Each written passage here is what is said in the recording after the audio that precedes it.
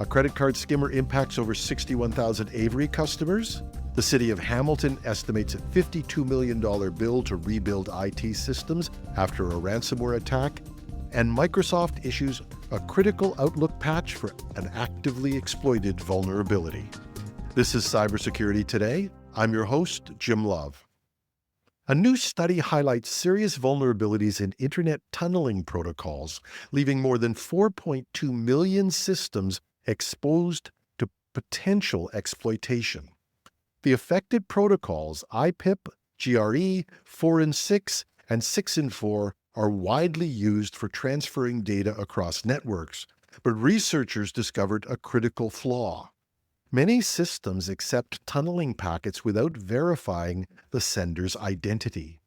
This oversight allows attackers to hijack these systems for anonymous attacks, denial of service campaigns, and unauthorized access to private networks.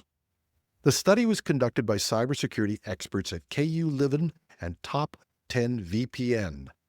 An internet-wide scan identified vulnerable systems in countries including China, France, Japan, the US, and Brazil. Devices include VPN servers, routers provided by internet service providers, and mobile network gateways. To address these risks, network administrators are urged to implement authentication and encryption for tunneling protocols, update network devices, and conduct routine security audits. With millions of hosts at risk, these measures are critical to preventing attackers from exploiting these weaknesses. A data breach at label maker Avery has compromised the payment details of 61,000 customers, exposing them to potential fraud. A credit card skimmer was embedded on the company's website for nearly 5 months, from July 18th to December 9th, 2024. The skimmer harvested sensitive information, including names, addresses, emails, phone numbers, and full payment card details, including CVV codes. Avery discovered the malware on December 9th and launched an investigation. Since the breach, customers have reported fraudulent charges and phishing attempts. In a statement, Avery expressed regret and committed to improving its cybersecurity measures to prevent future incidents. Credit card skimmers are hard to detect because they exploit vulnerabilities in website content management systems. Malicious JavaScript is seamlessly integrated with legitimate scripts, making attacks difficult to spot. Experts recommend keeping antivirus tools updated and enabling browser protection to block skimmers. Customers are also advised to monitor their bank accounts for unusual activity and report fraudulent transactions immediately. The city of Hamilton in Ontario, Canada, is committing $52 million over the next 3 years to rebuild its secure IT infrastructure after a ransomware attack in February of 2024. The attack disrupted municipal services, including transit, payroll, tax systems, and building permit applications. And although most systems have been restored, city officials acknowledged the need for long-term improvements to prevent future incidents. Of the $52 million, $30 million will be spent in 2025. The funds will support 21 priority projects, including upgrading asset management systems, fire dispatch software, and financial platforms. The plan also includes hiring 48 full-time staff, such as project managers, AI specialists, and cybersecurity analysts, to oversee IT improvements. However, some details remain confidential, raising concerns about transparency.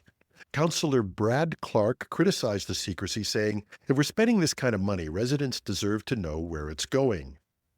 Officials argue that withholding specifics is necessary to avoid exposing vulnerabilities. A planned cybersecurity audit will assess the city's response and recommend further defenses to ensure resilience against future attacks. And Microsoft has issued a critical update for Outlook to patch CVE 2025-21298. A vulnerability rated 9.8 out of 10 on the Common Vulnerabilities and Exposures, or CVE, scale.